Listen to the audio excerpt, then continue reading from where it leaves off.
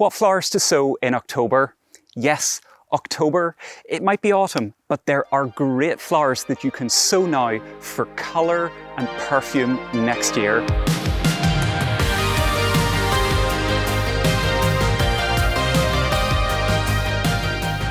A real stalwart to get started now from seed are these.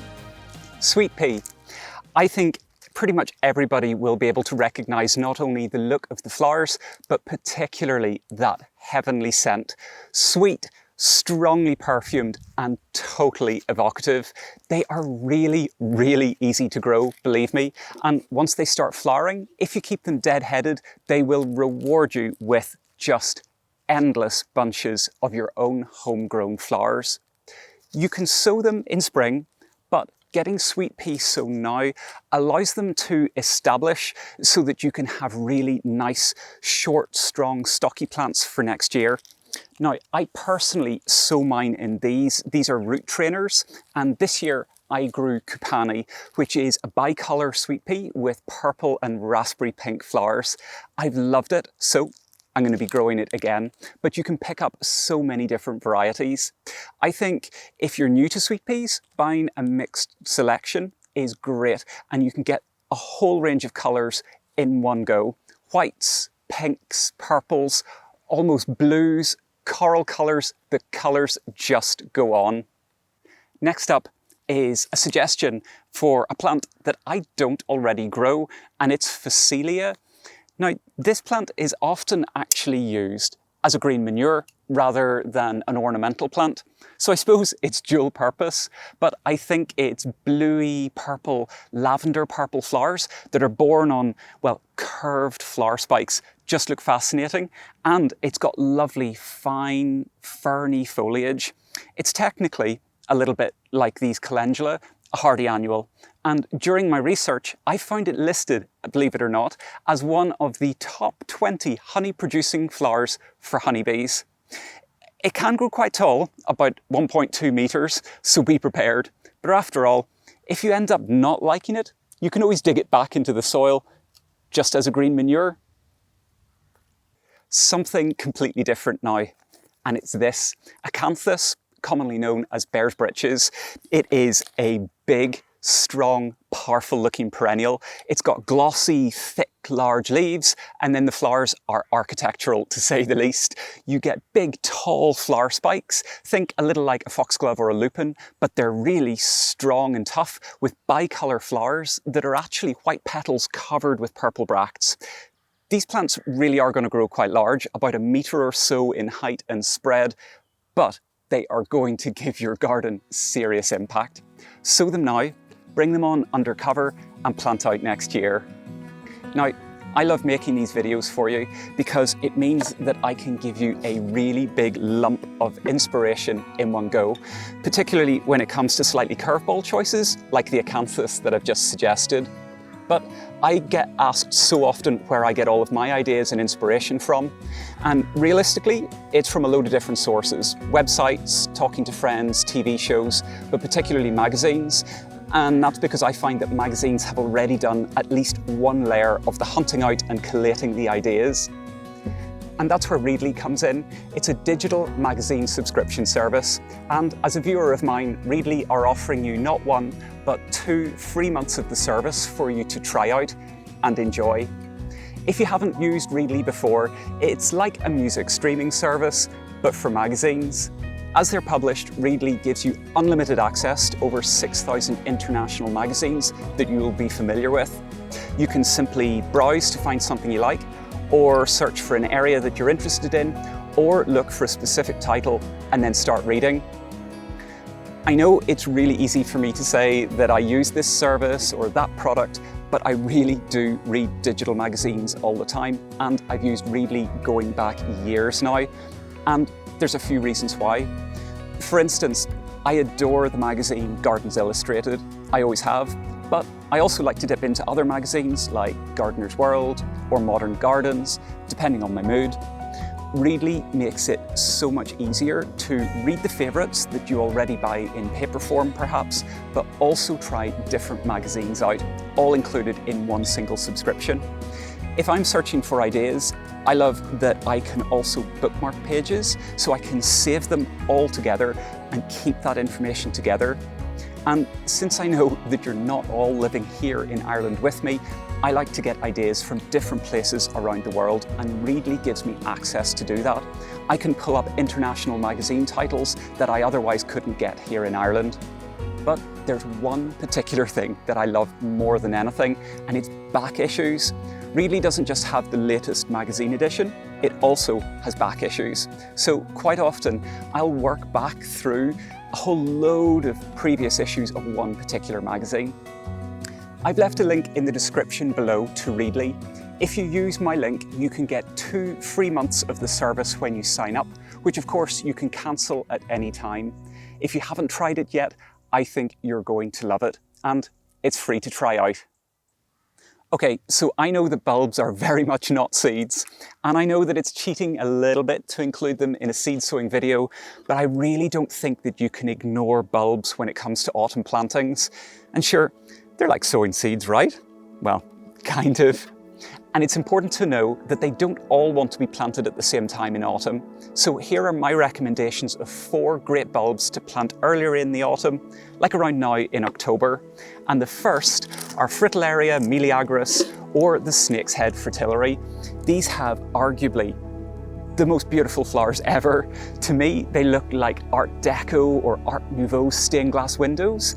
It's almost as though each flower has been painted with tiny blocks of watercolour paint, like a Charles Rennie Mackintosh painting. You can plant these tiny bulbs in pots, in beds, in borders, or you can naturalise them in the grass. But if you do that, be careful. If you naturalise them in the grass, just make sure that you, or a beloved relative, don't run over them with the lawnmower. Otherwise, you're going to have a Fritillaria tragedy.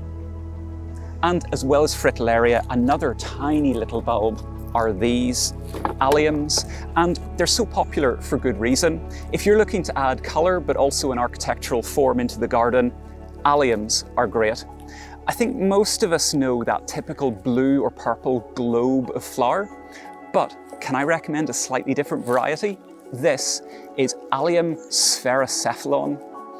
These have really stunning green flower heads initially that open up into beautiful maroon red flowers, and rather than them being perfectly round, each flower is egg-shaped but quite small, and the plants only grow to about 90 centimetres tall. They're just that little bit more interesting, so I think you should definitely try them if you don't already grow them. As well as those two, I have totally fallen for Iris reticulata, because for me, they give you all of that bright colour and cheer that you get with a crocus, but with so much more staying power. When these begin to flower in late January, early February, you will have tons of colour. The flowers have a form that I think really rewards close inspection, and they're not particularly fussy, so they're really easy to grow. And once they start to flower, they hold their flowers for several weeks, rather than just being a fleeting moment of beauty. Now, my pick would be RJ Diet or Dite for its purple flowers. They're tinged with blue edges and they have a yellow band. Awesome, awesome, awesome. And finally, for this month's bulbs, if you want to grow something indoors, why not get yourself some indoor prepared hyacinth bulbs? Plant them now, pop them into some compost or even into a bulb jar with water, place them somewhere cool and dark for about 6 weeks, bring them back into the house, and you'll have those big, gaudy, bright flowers for Christmas and New Year with their unmistakable scent. Yes, they're not trendy. Yes, they are very retro, to put it nicely, but I love them. And I made a video all about how to grow them, so make sure to check that out here. Most of us think of sowing hardy annuals in the autumn, and that is 100% correct. It's a great time to do it. I've mentioned my picks of my favourite hardy annuals in my previous What to Sow videos, particularly August and September. So if you're looking for some great hardy annual suggestions, check out my playlist. I'll link it up above and down below. These are very much not ornamental grasses, but they need deadheaded. And I thought it would be really cool to suggest some ornamental grasses that you can grow. Now, I know that grass seed flowers are certainly a little bit different when it comes to flowers, and they may not be to everybody's taste. But for me, I think all three of my suggestions really do have lovely flowers. Ornamental grasses are also just a superb foil for pretty much any other plant, and I am obsessed with them. Reading about them, buying them, daydreaming about where I'm going to plant more in the future, and trust me, there's going to be a lot more in the future. And my first suggestion is Millennia Cerulea. Millennia grasses are great for a few reasons. For starters, they're going to tolerate a moist soil, which is particularly great in Ireland. They have a really nice upright growth habit so that they're not all floppy and messy, and the flowers are really nice and fine and wispy so you can see through them. They can grow quite large, but sure, that's not a bad thing, right? And for something that is a little bit more like a fountain form of a grass, try Descampsia cespitosa. The flower heads have a slight silver tint to them. They look superb planted in amongst things, and as with all grasses, you can leave them to go brown and then bleach to grey during the winter for loads of winter interest, and the seeds can be picked up really quite easily. And finally, for my last choice of grass, it's actually the blackcorn or Pennisetum glaucum. Now, this plant is statuesque, a big, tall plant that really does look like a black corn plant, but the flowers are soft, almost like a bulrush. It's kind of hard to describe, but a few of these dotted in amongst your border of pretty much any plants and flowers is just going to look so good. For all three of these plants, start them now, bring them on under cover throughout the winter. Then you can plant them out next spring and you'll have loads of grasses to dot around your garden without having to spend very much money. It's easy to think that it's time to start winding down the garden for the winter, particularly when you see all the autumn fruits appearing on trees. But actually, now is the time to lay foundations for the next year. It's going to give you such a head start compared to only getting going in the spring. So, as well as today's flower seeds, here is another great thing to do at this time of year. And please believe me, do it. Making leaf mould is so simple, but it is amazing stuff that is just going to supercharge your garden for free.